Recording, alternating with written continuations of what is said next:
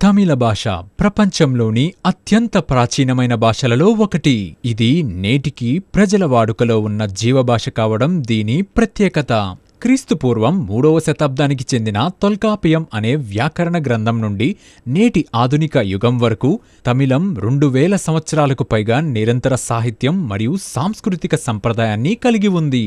Burma, Bangladesh, Egypt మరియు Thailand వంటి దూరదేశాలలో లభించిన శాసనాలు తమిళ సంస్కృతి యొక్క గొప్పతనాన్ని ప్రపంచానికి చాటి చెబుతున్నాయి. తమిళ నాగరికత కేవలం పురాతనమైనదే కాదు, ప్రపంచవ్యాప్తంగా విస్తరించినదని ఇవి రుజువు చేస్తున్నాయి.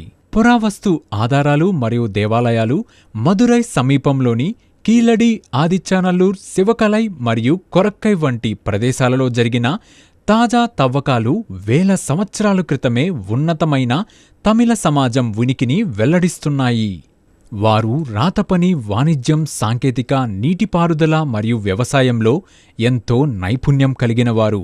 మూవేందర్లు అని పిలువబడే చేర, చోళ, పాండ్యరాజులు నిర్మించిన అద్భుతమైన ఆలయాలు తమిళుల వాస్తుశిల్ప నైపుణ్యానికి మరియు నాటి ప్రజల జీవనశైలికి నిలువెత్తు సాక్షులుగా నిలిచాయి. శతాబ్దాలు గడిచిన ఈ నిర్మాణాలు నేటికి చెక్కు చెదరక గర్వంగా నిలబడి ఉన్నాయి. ప్రాచీన నాగరికతకు హృదయం వంటిది వ్యవసాయం.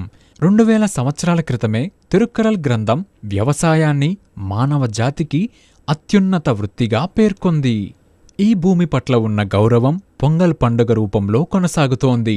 సుమారు 2500 సంవత్సరాల క్రితం సంగం కాలం నుండే ఈ పండుగను జరుపుకుంటున్నారు. పొంగల్ 4 రోజుల పండుగ. మార్గలి మాసం చివరి రోజున జరుపుకునేది భోగి. పాతవి పోయి కొత్తవి రావాలి అనే సిద్ధాంతానికి ప్రతీక.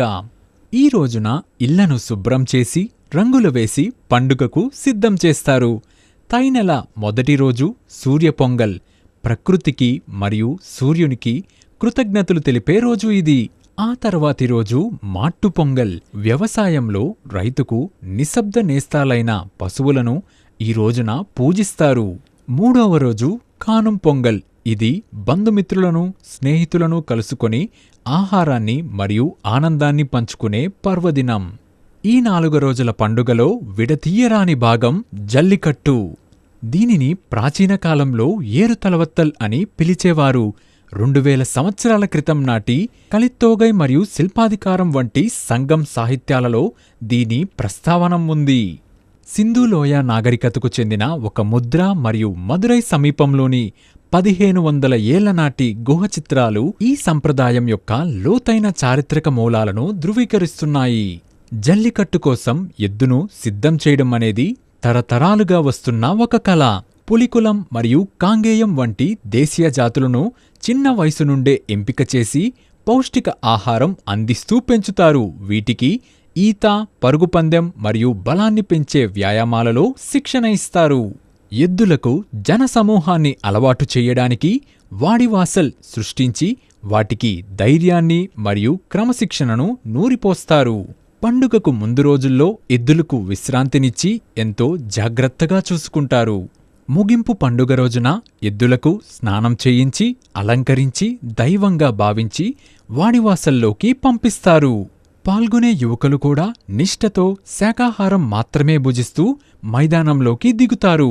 వాడివాసల్ తెరుచుకోగానే పౌరుషం మరియు నియంత్రణల మధ్య పోరాటం మొదలవుతుంది. మైదానంలో ఆవేశంగా కనిపించే ఈ ఎద్దులు తమను పెంచే స్త్రీలు మరియు పిల్లల దగ్గర మాత్రం ఎంతో సాత్వికంగా ఉంటాయి.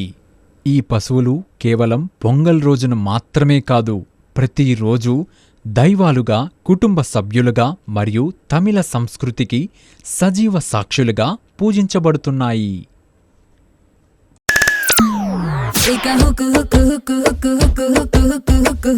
అయిపోతారు సౌండ్ కే 93.5 FM